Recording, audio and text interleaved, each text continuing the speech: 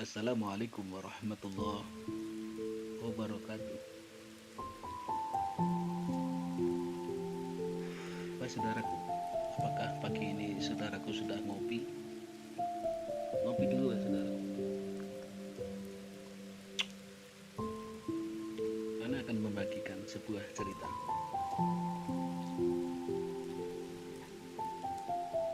Dahulu,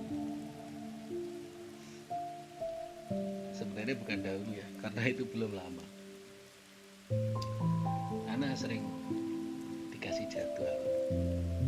Ya, kadang khutbah di masjid-masjid, kadang kultum. Habis maghrib terkadang Ana disuruh ngisi tausiah. Skala itu selalu Ana datangin. Ana sedikit menyampaikan sesuatu yang memang harus disampaikan.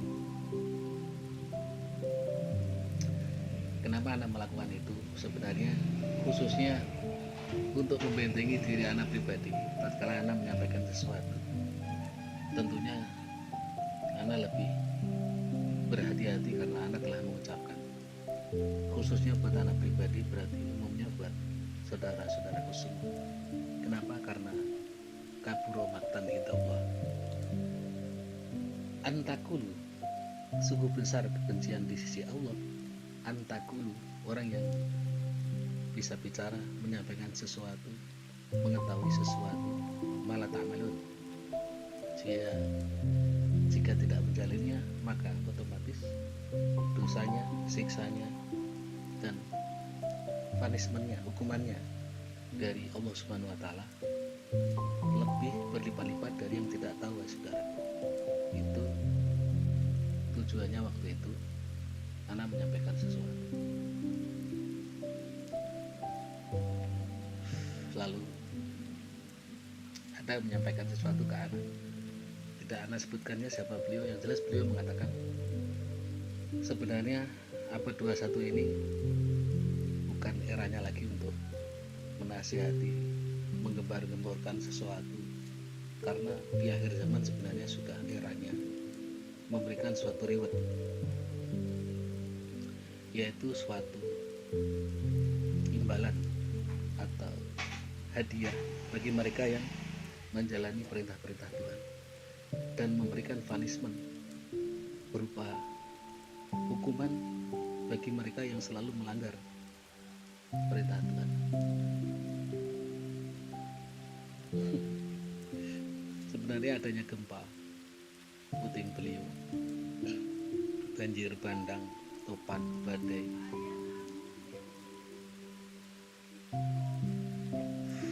sebentar saudaraku, ada tamu. Kita sambung lagi saudaraku, karena tadi ada tamu. Di akhir zaman itu sudah saatnya harus memberikan reward, hadiah bagi mereka yang taat terhadap perintah Tuhan dan memberikan punishment berupa hukuman, yaitu adanya puting beliung, banjir bandang, topan, badai, tanah longsor, gempa bumi. Sebenarnya itu adalah punishment dari Tuhan yang Maha Agung, yang mana Tuhan mengutus utusannya yang mempunyai karomah berupa pengendali 5 elemen: tanah, air, api, angin, dan tanah, dan seluruh kegaiban yang ada.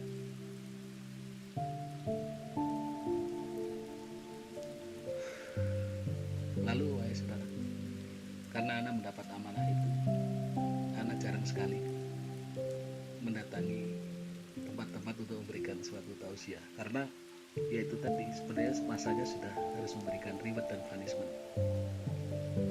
Karena lebih banyak menyendiri di rumah.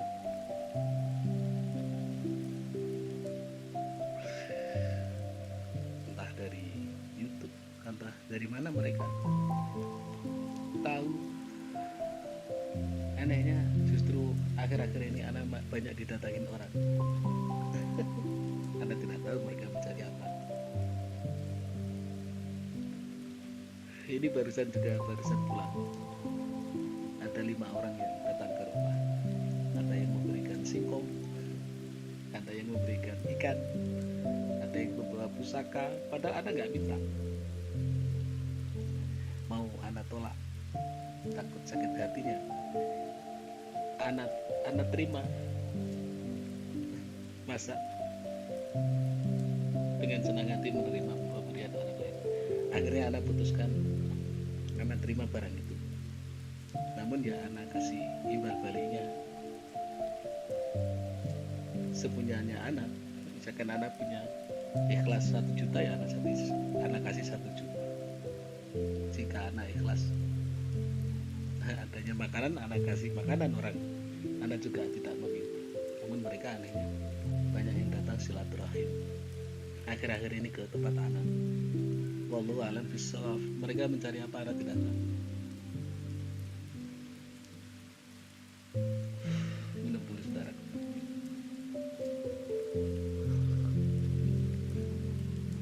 Belum lama ini juga ada yang datang dari Papua, seorang nenek-nenek. Tahu beliau memberikan lukisan ke anak. Lukisan itu bergambarkan banjir bandang dan air bah itu seakan ditelan oleh lahar dari gunung Merapi yang meletus. Banyak orang berlarian seakan-akan menghindari banjir bandang tersebut. Beliau katanya ingin memberikan ini ke anak karena anak ada keterkaitan dengan gambar tersebut katanya. Wallahu alam, saya gak ngerti juga ini. Ya sudah, ada terima. Lalu beliau pamitan ke Papua. Aneh kan, nganter lukisan jauh-jauh dari Papua ke anak. Katanya hidup anak ada keterkaitan dengan gambar yang ada dalam lukisan tersebut. Dan lukisan itu digambar oleh nenek itu sendiri dari tangan beliau ya saudara.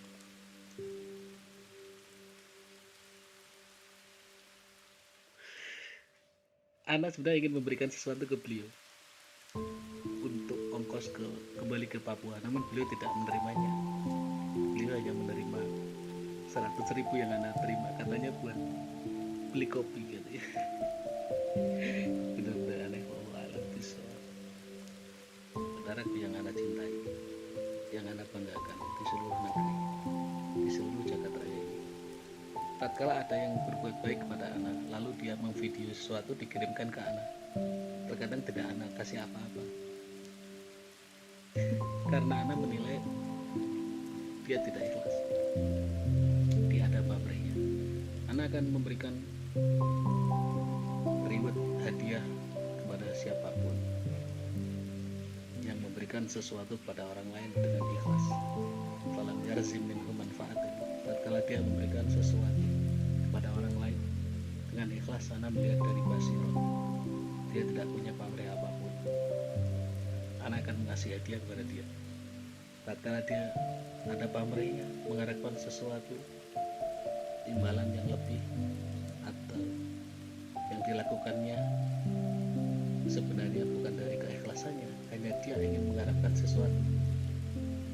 Jika basirah anak melihat seperti itu, anak tidak akan memberikan sesuatu. Terkadang dia ada yang bertanya, saya sudah berbuat baik begini kok anak nggak dikasih apa-apa katanya. Karena anak melihat dari dalam hatinya, wahai saudaraku, dia punya sesuatu yang sifatnya pamrih. Sebenarnya anak melakukan hal itu untuk memberikan pembelajaran kepada dia bahwa berbuatlah segala sesuatu dengan penuh keikhlasan.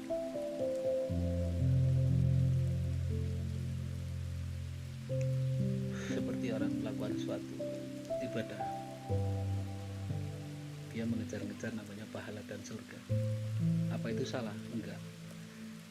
Tidak ada yang salah dengan hal demikian, namun hal tersebut mungkin malaikat pencatat kebaikan senyum-senyum. Berarti kadar keimanan orang tersebut masih di kadar yang digolongkan orang hijab, orang-orang awam. Mungkin malaikat bertanya seperti ini, Kalau nggak ada surga, nggak ada neraka, apa dia masih mau melakukan ibadah? Itu pertanyaannya mungkin.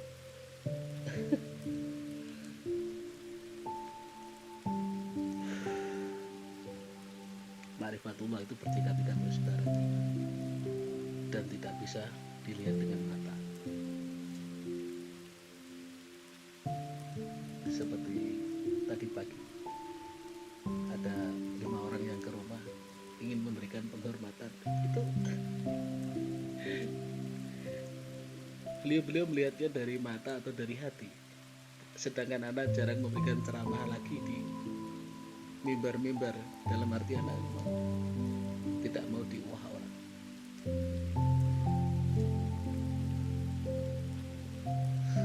Anak juga pernah mengalami keanehan waktu anak mengobati orang banyak. Kebetulan itu pengobatan medis ya, bukan supranatural. Ada nenek-nenek di belakang, lalu seakan-akan dia seperti memberikan penghormatan dari jauh. Anak datangi, kenapa nek?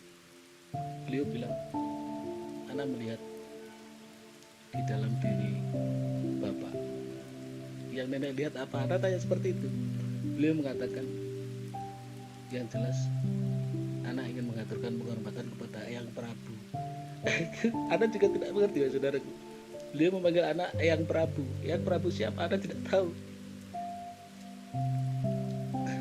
Allah alam bisawab. Lalu esok harinya ada pengemis yang lewat memakai baju Jepang tambeng. Anak seakan-akan mungkin mau meminta sesuatu dalam hati anak. Bukan anak merendahkan ya, anak hanya mengatakan apa adanya. Lalu anak ajak makan, anak kasih uang, ya seikhlas anak ya.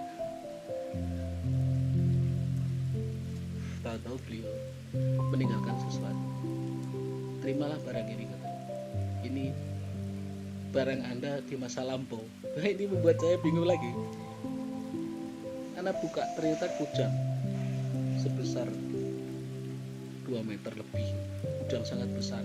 Katanya punya anak di masa lampau. Masya Allah, saya nggak ngerti juga kayak gitu.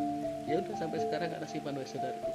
Jika antum melihat video anak sebelumnya pasti tahu, itulah kujangnya sebesar itu.